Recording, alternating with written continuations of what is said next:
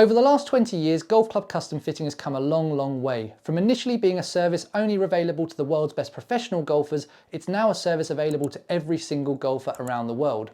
Now, during that time, we've seen some big leaps forward in the technology available. From the thousands and thousands of custom fitting options now available, the rise of the indoor fitting studio, and most importantly of all, the invention and mass availability of launch monitors like GC Quad and TrackMan. Well, I think we're now about to have the next big quantum leap forward in the technology used by club fitters to get the right golf clubs for us, with AI technology becoming a key part of their toolset. And Wilson Golf are right at the forefront of this technology with their brand new Wilson Fit AI process. This process uses a sensor that goes in the golf club that captures 12,000 data points from every single golf swing, which they can then analyse using their AI technology and their algorithm to recommend to you the perfect Wilson golf club in just 5 golf shots and only 10 minutes of your time. Yes, you heard that correctly. 5 golf shots, 10 minutes of your time to find out the perfect Wilson golf club for you. Now, a couple of weeks ago, I had a really exciting opportunity to spend some time with Daniel at Wilson Golf, who took me through the Wilson Fit AI process so we could show you guys just how it works and how AI technology is the future of golf club custom fittings. And you'll also see what the recommended Wilson irons were for me. Now, just before we head down to the driving range, I just want to say thank you to Max, to Daniel and to Lauren at Wilson Golf for facilitating the session, and to Silvermere for hosting us on the day. This is a really cool video and I'd really be keen to hear what you think about it in the comments down below. Right, let's get down to the driving range and show you just how quick and good this process really is.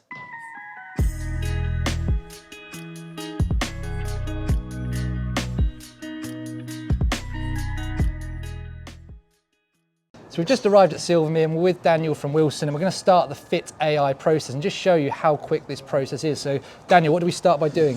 So very straightforward, start fitting, add new golfer, and then we'll pop your, what's the surname, Luke? O'Neill, spell it however you like, and then pop weekendtourpros@gmail.com, all one word. So at the beginning, it's just capturing that basic profile information on me. I guess it gives you the information to contact me, etc., etc. after that. The first update, we have to update the phone number. It's stuck on the American zip code, and then we just have to agree to terms and conditions and privacy. It's very kind of straightforward kind of registration. Yep. Once the details go in, it's then going to go through the pre-fitting questionnaire. So I'm a lefty for my so sins. Left-handed. Yep. Describe your experience level playing golf. So this ranges from never played down to play professionally.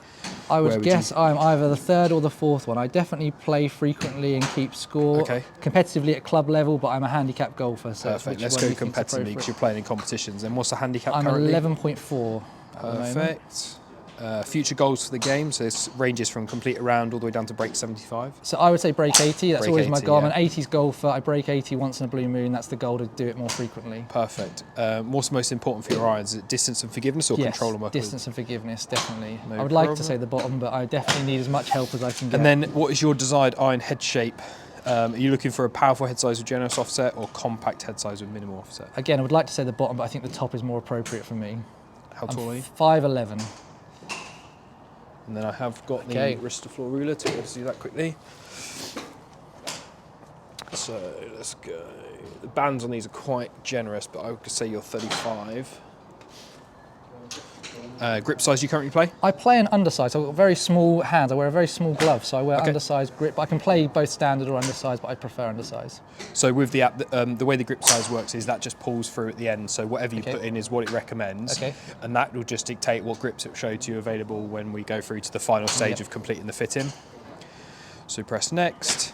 Start fitting, it's going to count us in. Have you had a warm-up? No. Do you want a couple to warm up with? I wouldn't mind, we can edit them out if that's perfect. all right. What I do is I hit pause on the fitting app, so that's now paused. Okay. We can hit as many shots as we want now, they won't track, and then when you're ready to go, we'll unpause it and we'll carry on.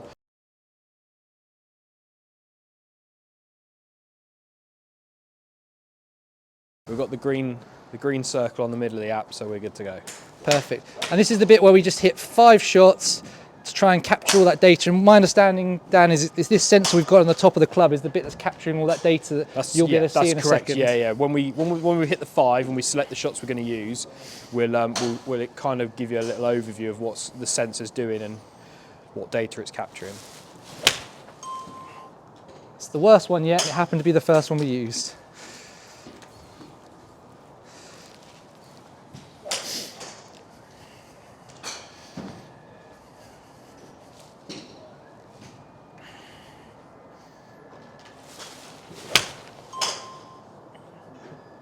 Standard shot shape for me. A little pull down the right hand side.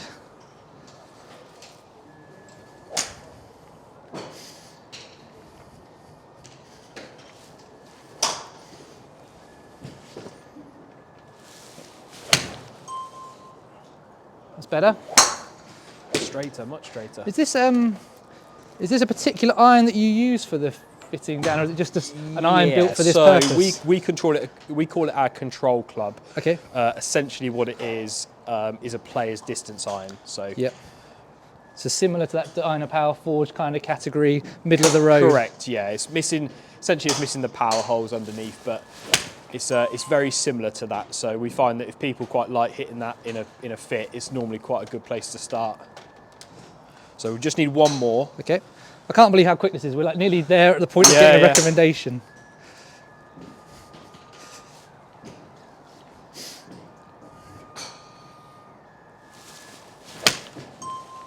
What a good one to finish on as well. Yeah, really good one. It's as good as I can hit it, I think, bar the first one, Dan. No problem. So fitting complete. And it's going to pull up. We've called it peak hand speed, but essentially it's the sensor speed. Okay. Yeah, because obviously it's in the butt end of the grip, so it's obviously a lot different to the number that you'd see on your club head speed. Yep. So we'll select all 5 just to show you the differences between the two. Press done. It's the app now working. Hit view recommendations. So the first page we come to is a data screen. So I'll give you a kind of a bit of an overview on what this is. We feel that, or I feel like for a lot of the fittings that I do, there's probably a bit too much data in this to show the consumer, but it's always good to know what the app's working out and from the information it's gathering from the sensor. And my understanding, Dan, sorry to cut across you there, is what happens with the fitter is the idea is you've got as much data as you can access. You then choose what you share with me as the consumer based on how geeky I am, how much I'm interested, and how much use it's going to be to you as well. Sometimes you might find it no use at all. So so across the top we've got the 5 swings. So as we select through those, the numbers they will change to show that it's not just one that it's showing. The first graph is an accelerometer, which measures peak acceleration in the golf swing. That spike being that impact. The second one is a gyroscope. So you can just about see on here there's 3 coloured lines. There's an orange line, which is your hand path going back. Yep. There's a blue line in there, which is your wrist hinge, and there's a green line, which is your club face closure rate. Okay. So it's measuring at different points of the golf swing there, from the start to halfway back to impact to the follow through of. That's kind of how that graph is tracking there. And then the bits of information that we've used from Blast. So Blast, it's their sensor. We've just used it. It captures 12,000 data points in the golf swing. We've selected only a few to show to the fitter of what is going to be best used to help them make a recommendation to try and improve your golf. So the first one, shaft loading, so that's measuring the peak acceleration in Gs, which is that first graph, and then the max rotation in degrees per second. The wrist hinge is measured as a percentage. So for the backswing, 0% is at the bottom of the swing, 100% is the top of the backswing. Okay. So what this is saying is 69% of the way back, sort of just after halfway, that's where you're applying the most amount of wrist hinge. Yep. It's the opposite on the way down. So 0, the top of the backswing, 100% is impact. So it's unloading 68% of the way back down. Again, these numbers aren't necessarily right or wrong. It's just what it is. It's just my swing DNA, it's not to say, exactly that. It's not to say that you need to be this or you need to be that. It's just analysing what you are. Your club face closure rate is on the same scale as that downswing unhinged. So 62% of the way down is where your club face starts closing down, and then also the rate in degrees per second that it closes down. And then the final one, which is probably the most easiest one to understand, is the timing. It times the backswing, the downswing, add those together for a total swing time, and then it translate that into a tempo as well. So I'm nearly a 3-to-1 in terms of how long I take on my backswing to my downswing. Exactly that. So if we press next now, it should take us through to, so it's coming out for you based on those 5 swings. There's Dyna Power, KBS Max Ultralight in regular. It will give us a graphite option if we do it in that flex. It's saying standard length, 2 degrees uprise in that undersized grip that we selected at the start. And just a little basic thing. This is like, again, on what club it was going to come up with for me, I play my irons 2 degrees up.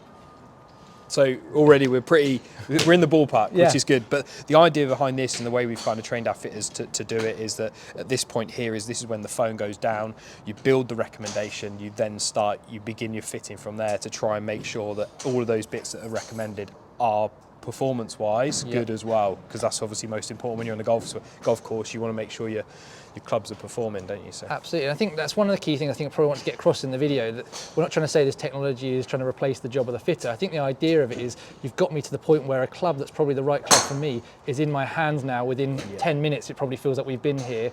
And now we're spending the rest of the hour that we've got together, dialing that in, optimizing it, maybe just tweaking it a little bit. It's not saying that's definitely 100% going to be what I end up with right away. It's just saying this is a great starting point for you. Exactly. Rather than that being 40 minutes into the fitting and then you're rushing to have those conversations around combo sets and grips at the end because you've run out of time, right? Exactly that, yeah. I mean, we've been doing this for just under 10 minutes and we're already at a pretty good starting point. And now, like you say, we'd go and check it all, and then once we're happy with it, then we'd then progress with the next few stages on the app to finish it off and get the order placed. Brilliant. Let's assume that we've done the testing, this is the right setup for you, the right specs, all that sort of stuff. You've built the club, I've hit the shots, we feel confident in it. We're happy, I'm happy, you're happy, we're all good to go. So we press next on that.